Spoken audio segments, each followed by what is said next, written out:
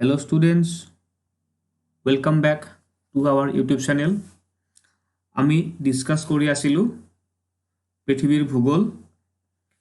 এয়া হৈছে দশম শ্ৰেণীৰ ভূগোলৰ থাৰ্ড চেপ্টাৰটো। আমি অলৰেডি ইয়াৰ এটা ভিডিঅ' আপলোড দিছিলোঁ। আমি সেই ভিডিঅ'টোত পৃথিৱীৰ মানচিত্ৰখন অৰ্থাৎ বিশ্বৰ মানচিত্ৰখন মহাসাগৰ মহাদেশসমূহৰ অৱস্থিতি এই ভিডিঅ'টোত ডিসকাস কৰিছিলোঁ। যিসকলে সেই ভিডিঅ'টো চোৱা নাই তেওঁলোকে আমাৰ এই ইউটিউব চেনেলৰ প্লেলিষ্টত গৈ তাত ক্লাছ 10ৰ সোশিয়েল সায়েন্স বুলি এটা প্লেলিষ্ট পাব। তাতে আমাৰ আগৰ সকলোবোৰ ভিডিঅ' চাবলৈকে পাৰিব। ওকে, আহাচোন আমি এতিয়া চাওঁ। আমি ইয়াত ডিসকাস কৰিম পৃথিৱীৰ চমু পৰিচয়। নেক্সট, মহাদেশ আৰু মহাসাগৰসমূহৰ বিতৰণ। ঠিক আছে, আমি আজি স্টাৰ্ট কৰোঁ 3.1 পৃথিৱীৰ চমু পৰিচয়। মানুহৰ একমাত্ৰ বাসভূমি পৃথিৱীখন বিশাল। ইয়াৰ মুঠ মাটিকালি প্ৰায় 510 নিযুত বৰ্গ কিলোমিটাৰ। চোৱা, আমাৰ পৃথিৱীখনৰ 29% হে মাটি আছে অৰ্থাৎ স্থলভাগ, আৰু 71% আছে পানী। ঠিক আছে, পৃথিৱীৰ স্থলভাগ এছিয়া, আফ্ৰিকা, ইউৰোপ, উত্তৰ আমেৰিকা, দক্ষিণ আমেৰিকা, ওচেনিয়া আৰু এণ্টাৰ্কটিকা মহাদেশেৰে গঠিত। চোৱা, কি মহাদেশ? এছিয়া, আফ্ৰিকা, ইউৰোপ, উত্তৰ আমেৰিকা, দক্ষিণ আমেৰিকা, ওচেনিয়া বা অষ্ট্ৰেলিয়া আৰু এণ্টাৰ্কটিকা মহাদেশ। ঠিক আছে, মহাদেশ কেইখন আছে? এছিয়া, আফ্ৰিকা, ইউৰোপ, উত্তৰ আমেৰিকা, দক্ষিণ আমেৰিকা, ওচেনিয়া, এণ্টাৰ্কটিকা। ঠিক আছে, 1, 2, 3, 4, 5, 6, 7খন। ঠিক আছে, 7খন মহাদেশ আৰু 5খন মহাসাগৰ আমাৰ পৃথিৱীখনত আছে। কি 5খন মহাসাগৰ আছে? প্ৰশান্ত মহাসাগৰ, আটলান্টিক মহাসাগৰ, ভাৰত মহাসাগৰ, উত্তৰ মহাসাগৰ আৰু দক্ষিণ মহাসাগৰ। ঠিক আছে, উত্তৰ মহাসাগৰক আৰ্কটিক মহাসাগৰ বুলিও কোৱা হয়। চোৱা, 7খন মহাদেশ, 5খন মহাসাগৰ। ওকে, উল্লেখযোগ্য যে মহাদেশসমূহৰ ভিতৰত এছিয়া মহাদেশ আৰু মহাসাগৰসমূহৰ ভিতৰত প্ৰশান্ত মহাসাগৰ সৰ্ববৃহৎ। ঠিক আছে, আৰু 2015 বৰ্ষৰ আনুমানিক তথ্য অনুসৰি পৃথিৱীৰ মুঠ জনসংখ্যা 730 কোটি। ঠিক আছে, 730 কোটি অৰ্থাৎ 7.3 মহানিযুত। ঠিক আছে, মন কৰিবলগীয়া যে ভূ-প্ৰকৃতি, জলবায়ু, মাটি, উদ্ভিদ, জীৱ-জন্তু আদিৰ বৈশিষ্ট্য ঠাইভেদে বেলেগ বেলেগ। তোমালোকে এইটো জানাই যে আমাৰ ভাৰতবৰ্ষৰে শ্বিলঙত বেলেগ জলবায়ু, আমাৰ নিকটৱৰ্তী ৰাজ্য মেঘালয় তাৰ অৰ্থাৎ শ্বিলং, তাৰ জলবায়ু বেলেগ, তাৰ ঠাণ্ডা জলবায়ু, আৰু আমাৰ অসমখন এয়া ঠাণ্ডাও নহয় গৰমো নহয়, ঠাণ্ডা আৰু গৰমৰ মাজতে। ঠিক আছে, যেনে ঝাৰখণ্ড, বিহাৰ আদিবিলাক ঠাইৰ জলবায়ু গৰম, আৰু আমাৰ অসমৰ জলবায়ু হৈছে নাতিশীতোষ্ণ অৰ্থাৎ ঠাণ্ডাও নহয় গৰমো নহয়। ঠিক তেনেকৈ ইউৰোপ মহাদেশৰ দেশসমূহ ঠাণ্ডা জলবায়ু আৰু আফ্ৰিকাৰ কিছু সংখ্যক দেশ গৰম জলবায়ু ঠিক আছে অৰ্থাৎ ঠাই ভেদে জলবায়ু বেলেগ বেলেগ ঠিক তেনেকৈ আমাৰ অসমত এশিঙীয়া গড় পায় কিন্তু আফ্ৰিকাত দুশিঙীয়া গড় পায় ঠিক আছে আমাৰ অসমত সিংহ পোৱা নাযায় কিন্তু গুজৰাটত সিংহ পোৱা যায় অৰ্থাৎ ঠাই ভেদে ভিন্ন জীৱ জন্তু পোৱা যায় ঠিক আছে এতিয়া আমি চাওঁ নেক্সট পেজটো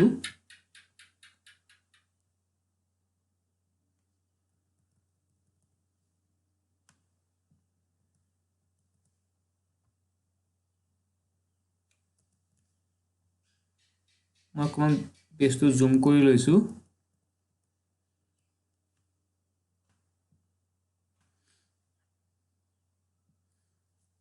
নেক্সট আৰু বেলেগ বেলেগ ঠাইসমূহৰ মানুহবিলাকৰ জীৱন ধাৰণৰ প্ৰণালীও বেলেগ বেলেগ ঠিক আছে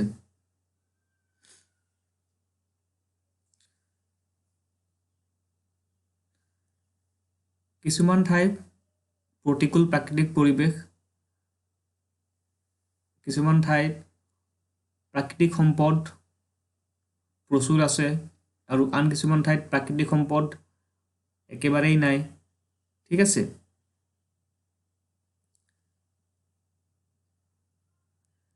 নেক্সট আমি চাওঁ মহাদেশ আৰু মহাসাগৰসমূহৰ বিতৰণ ঠিক আছে ইয়াতে আমি এটা অতি ইম্পৰ্টেণ্ট থিয়ৰীৰ বিষয়ে চাব লাগিব এটা অতি প্ৰয়োজনীয় সূত্ৰ এটা ইয়াক কোৱা হয় মহাদেশীয় বিস্থাপন বা সঞ্চৰণ সূত্ৰ কণ্টিনেণ্টেল ড্ৰিফ্ট থিয়ৰী এইটো জিঅ'গ্ৰাফিৰ এটা ইম্পৰ্টেণ্ট থিয়ৰী আমাৰ মহাদেশসমূহ কেনেকৈ আজিৰ অৱস্থা পালেহি তাৰ বিষয়ে এই সূত্ৰটোৱে এই থিয়ৰীটোৱে আমাক তাত এটা আভাস দিয়ে ঠিক আছে আজিৰ পৰা প্ৰায় ৩০০ নিযুত বছৰ পূৰ্বে অৰ্থাৎ পুৰাজীৱীয় কল্পৰ পাৰ্মিয়ান যুগত এই যুগটোৰ নাম কি হয় পুৰাজীৱীয় কল্পৰ পাৰ্মিয়ান যুগ অৰ্থাৎ ৩০০ নিযুত বছৰ পূৰ্বে এইটো মনত ৰাখিবা এইটো কোৱা হয় পুৰাজীৱীয় কল্পৰ পাৰ্মিয়ান যুগ তেতিয়া পৃথিৱীৰ স্থলমণ্ডল একত্ৰিত হৈ আছিলে অৰ্থাৎ গোটেই কেইখন মহাদেশ মিলি মই তোমালোকক আগৰ ভিডিঅ'টোত গোটেই কেইখন মহাদেশৰ বিষয়ে তাৰ যি লোকেশ্যন সেই লোকেশ্যনৰ বিষয়ে মই মেপত দেখাইছিলোঁ ঠিক আছে এই ৩০০ নিযুত বছৰ পূৰ্বে গোটেই কেইখন মহাদেশ লগ লাগি এখন এটা স্থলমণ্ডলৰ সৃষ্টি কৰিছিলে অৰ্থাৎ পৃথিৱীখনৰ গোটেইখিনি স্থলমণ্ডল একত্ৰিত হৈ আছিলে আৰু ইয়াৰ চাৰিওফালে জলমণ্ডলে আগুৰি আছে ঠিক আছে পৃথিৱীৰ এই অৱস্থাত থকা স্থলমণ্ডলটোক পেনজিয়া আৰু পেনজিয়াৰ চাৰিওফালে আগুৰি থকা জলমণ্ডলটোক পেন্থালাছা বোলা হয় চাবা মই তোমালোকক ড্ৰয়িং কৰি দেখাই আছোঁ ধৰা এইখন পৃথিৱীখন আছিলে অকণমান ৰাউণ্ডকৈ আঁকিবলৈ চেষ্টা কৰিছোঁ ধৰা এইখন পৃথিৱীখন আছিলে ইয়াত কি হৈছিলে পৃথিৱীখনৰ গোটেইখিনি ভূখণ্ড একত্ৰিত হৈ আছিলে আৰু ইয়াৰ চাৰিওফালে পানী আছিলে ভূখণ্ডখিনি একলগ হৈ আছিলে আৰু ভূখণ্ডৰ চাৰিওফালে বাকীখিনি পানী আছিলে আমি অলৰেডি আগতেই কৈ আহিছোঁ যে পৃথিৱীৰ 29% মাটি আৰু বাকী 71% পানী ইয়াত গোটেইখিনি পানীৰে চাৰিওফালে আগুৰি আছে ঠিক আছে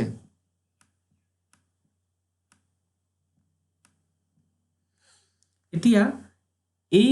মাটিখিনিক কোৱা হয় পেনজিয়া বুলি যোনটো স্থলমণ্ডলটো ইয়াক কোৱা হয় পেনজিয়া ঠিক আছে এই স্থলমণ্ডলটোক যোনটোক মই ক'লা ৰঙেৰে এতিয়া ৰং কৰি দিছোঁ এইটোক কোৱা হয় পেনজিয়া বুলি আৰু যিখিনি এই পানীখিনিক কোৱা হয় পেন্থালাছা বুলি কি কয় পেন্থালাছা বা পান্থালাছা ঠিক আছে তাৰপিছত কি হয়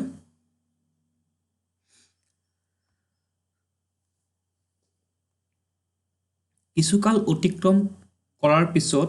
পেনজিয়াৰ প্ৰায় সমাজেৰে পূবা পশ্চিমাকৈ ফাট মেলি এটা সংকীৰ্ণ আৰু দীঘল সাগৰৰ সৃষ্টি হৈছিল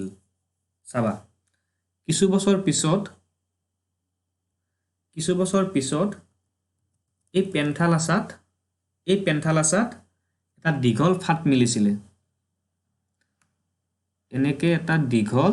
ফাট মিলিছিলে ইয়াৰ সোঁমাজেৰে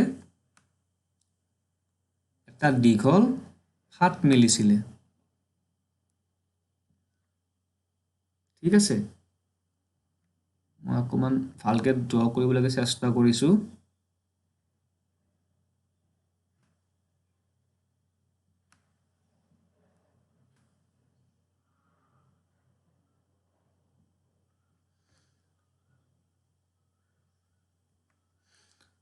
এই পেনজিয়া মাজেৰে দুভাগত বিভক্ত হ'ল আৰু ইয়াৰ এই ভাগ দুটাৰ মাজত এটা সংকীৰ্ণ আৰু দীঘল সাগৰৰ সৃষ্টি হ'ল বুজিছা ইফ চোৱা এইফালে নৰ্থ মানে তোমাৰ চোৱা মই দেখাই দিছোঁ এইফালে নৰ্থ এইফালে সাউথ এইফালে ইষ্ট এইফালে west north south east west এতিয়া ইয়াত কেনেকৈ ফাট মিলিলে পূবা পশ্চিমাকৈ ঠিক আছে 300 নিযুত বছৰ আগতে পৃথিৱীৰ গোটেইখিনি স্থলমণ্ডল একলগ হৈ আছিলে তাৰ কিছুকাল অতিক্ৰম কৰাৰ পিছত ইয়াৰ মাজেৰে এটা ফাট মিলিলে আৰু ইয়াতে এখন সাগৰৰ সৃষ্টি হ'ল ঠিক আছে এতিয়া নেক্সট চাবা ইয়াক তেথিছ সাগৰ বোলা হয় এই যে সাগৰটো সৃষ্টি হ'ল এই যে সাগৰটো এই যে মাজত এটা সাগৰ সৃষ্টি হ'ল চোৱা যেতিয়া ফাট মিলিলে চোৱা এই পেনজিয়া অৰ্থাৎ স্থলমণ্ডলৰ চাৰিওফালে পানী আছিলে যেতিয়া ইয়াত ফাট মিলিলে ইয়াত পানী সোমাই আহিব আৰু ই এটা সাগৰৰ সৃষ্টি কৰিলে এই সাগৰটোক নাম দিছে তেথিছ সাগৰ বুলি ঠিক আছে এই সাগৰটোক নাম দিছে তেথিছ সাগৰ বুলি এতিয়া চাবা নেক্সট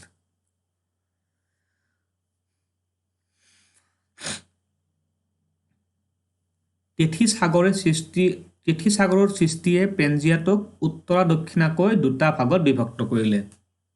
হয়নে ইয়াত চোৱা এইটো আছে উত্তৰ দিশে এইটো আছে দক্ষিণ দিশে ঠিক আছে এই অংশটো আছে উত্তৰ দিশে এই অংশটো আছে উত্তৰ দিশে নৰ্থত আছে এইটো আৰু এই অংশটো আছে দক্ষিণ দিশে ঠিক আছে তাৰপিছত চোৱা ইয়াৰ উত্তৰ অংশটোক আংগাৰা লেণ্ড অথবা লৰেছিয়া বোলা হয় ইয়াক এই উত্তৰ অংশটোক চাবা এই উত্তৰ অংশটোক এই য'ত তোমাৰ এতিয়া কলা মাৰ্ক কৰি দিছোঁ এই উত্তৰ অংশটোক কোৱা হয় আংগাৰা লেণ্ড বা লৰেছিয়া আংগাৰা লেণ্ড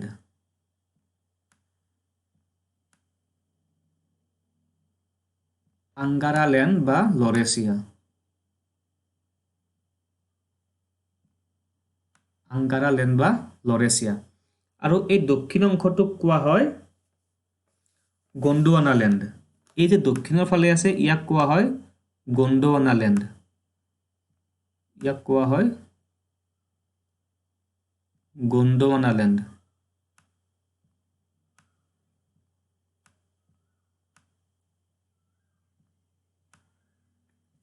তোমালোকৰ মনত থাকিবনে মই ৰিপিট কৰিছোঁ 300 নিযুত বছৰ আগতে পৃথিৱীৰ গোটেইখিনি স্থলমণ্ডল এটা ভাগত লগ লাগি আছিলে আৰু তাৰ চাৰিওফালে 71% পানী আছিলে 29% স্থলমণ্ডল আৰু 71% জলমণ্ডল এতিয়া কিছু বছৰ কাল যোৱাৰ পিছত এই পেঞ্জিয়া অৰ্থাৎ স্থলমণ্ডলটোত এটা ফাট মিলিলে আৰু এই ফাটটোৰে পানী সোমাই গ'ল আৰু তাত এখন সাগৰৰ সৃষ্টি কৰিলে এই সাগৰটোক নাম দিয়া হৈছিলে তেথি সাগৰ ঠিক আছে আৰু এই তেথি সাগৰে পেঞ্জিয়াক দুটা ভাগত বিভক্ত কৰিলে ইয়াৰ উত্তৰ দিশে থকা ভাগটোক কোৱা হয় আংগাৰা লেণ্ড আৰু দক্ষিণ ফালে থকা ভাগটোক গোণ্ডৱানা লেণ্ড বুলি কোৱা হৈছিলে ঠিক আছে এতিয়া নেক্সট চাবা মধ্যজীৱীয় কল্পৰ সময়ত অৰ্থাৎ 250 নিযুত বছৰ আগত চোৱা প্ৰথমটো আছিলে 300 নিযুত বছৰ আগত তাক কোৱা হয় পুৰাজীৱীয় কল্পৰ পাৰ্মিয়ান যুগ আৰু এইটো হৈছে 250 নিযুত বছৰ পূৰ্বে আৰু এইটোক কোৱা হয় মধ্যজীৱীয় কল্পৰ যুগ ঠিক আছে এই 250 বছৰ আগত কি হয় ইয়াত আৰু ফাট মেলে ঠিক আছে মই অকণ আঁকি দেখাবলৈ চেষ্টা কৰিছোঁ ইয়াত আৰু ফাট মেলে ইয়াত ফাট মেলি পেলাই কিছু অংশ ইফালে যায় কিছু অংশ ইউৰোপ হয় কিছু অংশ এছিয়া গঠন কৰে তাৰপিছত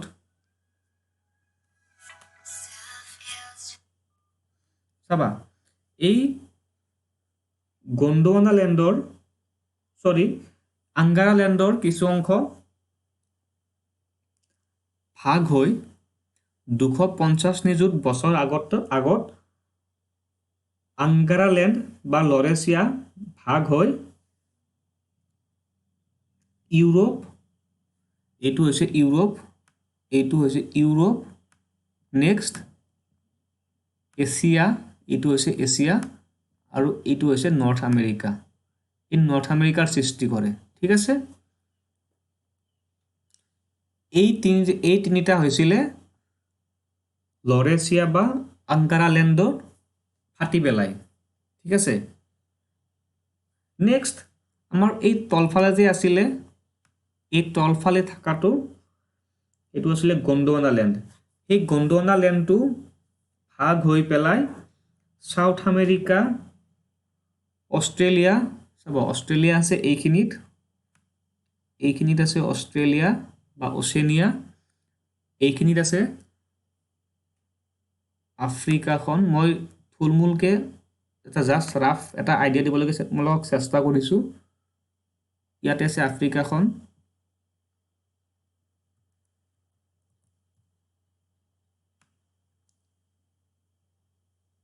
ইয়াত আছে আফ্ৰিকা আৰু এইফালে আছে সাউথ আমেৰিকা ঠিক আছে এইফালে আছে সাউথ আমেৰিকা এই তিনিটা ভাগ হ'ল গোণ্ডৱানা লেণ্ডৰ পৰা ঠিক আছে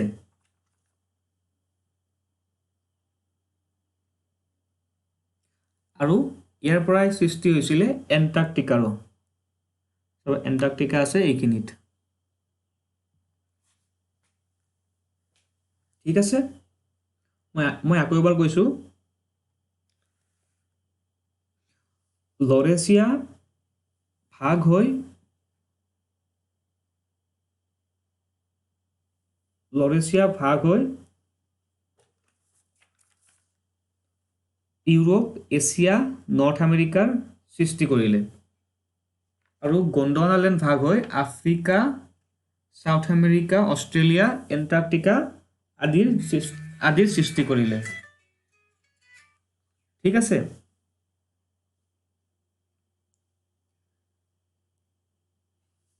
এই লৰেচিয়াৰ পৰাই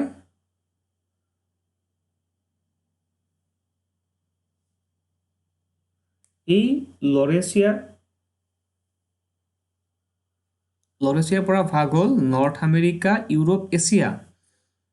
নেক্সট গণ্ডৱানালেণ্ড ভাগ হৈ হ'ল এণ্টাৰ্কটিকা, সাউথ আমেৰিকা, আফ্ৰিকা আৰু অষ্ট্ৰেলিয়া বা অচিনিয়া। আমাৰ ইণ্ডিয়াখন প্ৰথমতে আছিলে আফ্ৰিকা মহাদেশৰ লগত জড়িত। তাৰপিছত বহুত বছৰ পিছত আফ্ৰিকাৰ পৰা ফাটি গৈ পেলাই আমাৰ ইণ্ডিয়াখন এছিয়া মহাদেশৰ লগত লগ লাগিলে।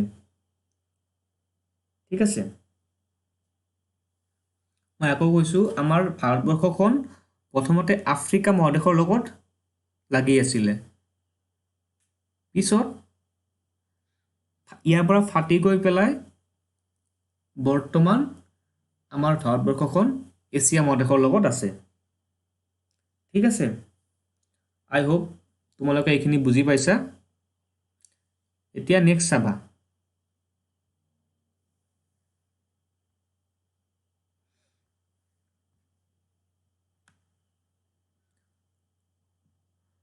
ভূপৃষ্ঠৰ সাগৰ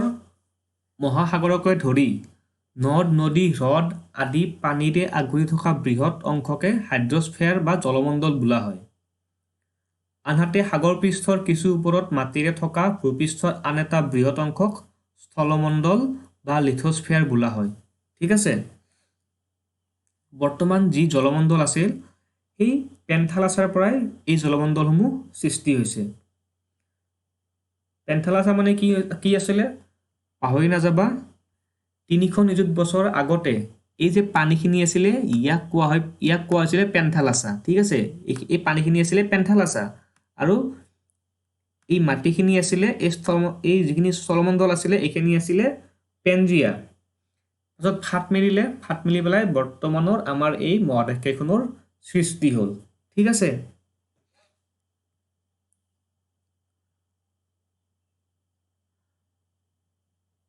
এই পেনজিয়াৰ যিখিনি জল আছিলে, যিখিনি পানী আছিলে, সেই জলমণ্ডলখিনিয়েই হৈছে বৰ্তমানৰ সাগৰ, মহাসাগৰ, নদী, হ্ৰদ আদিত থকা জলমণ্ডলখিনি। ঠিক আছে, পানীখিনি আৰু পেন্থালাছা সেইখিনি আছিলে, আৰু পেনজিয়াৰ পৰা হ'ল বৰ্তমানৰ আমাৰ দেশ মহাদেশ, দ্বীপ আদি। ঠিক আছে,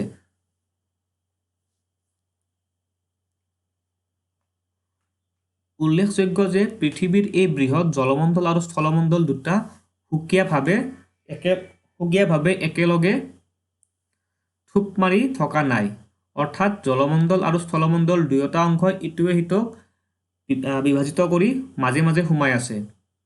ঠিক আছে, অৱশ্যে কাস্পিয়ান মৰু আৰু আৰল সাগৰক বাদ দি পৃথিৱীৰ আটাইকেইখন সাগৰ মহাসাগৰে ইখনে সিখনৰ লগত সংযোগ স্থাপন কৰি আছে, কিন্তু স্থলমণ্ডলটো পানীৰে চাৰিওফালে আগুৰি আছে আৰু 4টা বৃহৎ অংশত বিভাজিত হৈ আছে। অৰ্থাৎ স্থলমণ্ডলৰ প্ৰথম অংশটো এছিয়া, ইউৰোপ আৰু আফ্ৰিকা,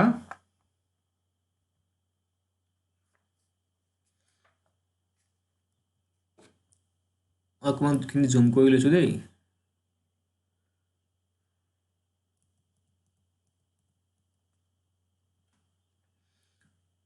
আফ্ৰিকা মহাদেশেৰে গঠিত, দ্বিতীয় অংশটো উত্তৰ আমেৰিকা আৰু দক্ষিণ আমেৰিকা মহাদেশেৰে গঠিত, তৃতীয় অংশটো অষ্ট্ৰেলিয়া আৰু বহু দ্বীপ লগ লাগি সৃষ্টি হোৱা অচিনিয়া মহাদেশেৰে গঠিত, আৰু চতুৰ্থ অংশটো এণ্টাৰ্কটিকা মহাদেশেৰে গঠিত। ঠিক আছে, এয়া হৈছে 4টা অংশ। আনহাতে সংযোজিত হৈ থকা মহাদেশসমূহৰ চাৰিওফালে আগুৰি থকা পৃথিৱীৰ 5টা মহাসাগৰ প্ৰশান্ত মহাসাগৰ এছিয়া মহাদেশ উত্তৰ আমেৰিকা আৰু দক্ষিণ আমেৰিকা মহাদেশৰ মাজত আটলান্টিক মহাসাগৰ আৰু উত্তৰ আমেৰিকা আৰু দক্ষিণ আমেৰিকা মহাদেশ আৰু ইউৰোপ আৰু আফ্ৰিকা মহাদেশৰ মাজত অৱস্থিত ভাৰত মহাসাগৰ এছিয়া মহাদেশৰ দক্ষিণত আফ্ৰিকা মহাদেশৰ পূবত আৰু অচিনিয়া মহাদেশৰ পশ্চিমত অৱস্থিত আমি অলৰেডি এইখিনি বিষয়ে পাৰ্ট 1 ভিডিঅ'টোত আমি ডিসকাস কৰিছিলোঁ ঠিক আছে চাবা ইয়াত কি কৈছে যে ইয়াত এই মহাদেশ কেইখনৰ চাৰিওফালে পানীৰে আগুৰি আছে ঠিক আছে এই মহাদেশ কেইখনৰ মাজে মাজে পানী সোমাই আছে আৰু সাগৰ মহাসাগৰৰ জৰিয়তে গোটেই পানীখিনি কানেক্ট হৈ আছে তোমালোকে বুজি পালানে কি কৈছো অৰ্থাৎ সাগৰ মহাসাগৰসমূহ এটাই আনটোৰ লগত কানেক্ট হৈ আছে বুজিছা যিকেইখন মহাসাগৰ আছে সেই মহাসাগৰ কেইখন এটা আনটোৰ লগত কানেক্ট হৈ আছে আমি ইয়াৰ বিষয়ে ডিটেইলছ আমাৰ আগৰ সেই ভিডিঅ'টোত আমি ডিসকাস কৰিছিলোঁ ঠিক আছে আৰু এইখিনিয়ে আছিলে কন্টিনেন্টাল ড্ৰিফ্ট থিওৰি মহাদেশীয় বিস্থাপন বা সঞ্চাৰণ সূত্ৰ ঠিক আছে এই সূত্ৰটো দিছিলে এই থিওৰিটো আগবঢ়াইছিলে আলফ্ৰেড ৱেগনাৰ নামৰ এজন জলবায়ু বিজ্ঞানীয়ে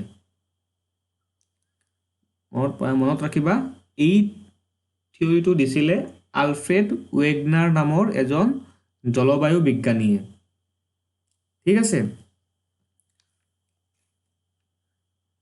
আমি বাকিখিনি পোৰশন মহাসাগৰসমূহৰ অৱস্থিতি আৰু বৈশিষ্ট্য আমি নেক্সট ভিডিঅ'টোত আমি ডিসকাস কৰিম ঠিক আছে যেহেতু এই চেপ্টাৰটো আমি এটা ভিডিঅ'তে শেষ কৰিব নোৱাৰো আৰু আমি ভিডিঅ'টো বেছি দীঘল কৰিব খোজা নাই বাকিখিনি আমি পৰৱৰ্তী ভিডিঅ'সমূহত আপলোড দিবলৈকে চেষ্টা কৰিম ঠিক আছে যদি তোমালোকৰ কিবা ডাউট থাকি গ'ল ইয়াতে তোমালোকে সেইখিনি আমাক কমেন্ট কৰি জনাবা আমি এইখিনি তোমালোকক পৰৱৰ্তী ভিডিঅ'সমূহত এই ডাউটখিনি দূৰ কৰিবলৈকে চেষ্টা কৰিম ঠিক আছে have a nice day bye bye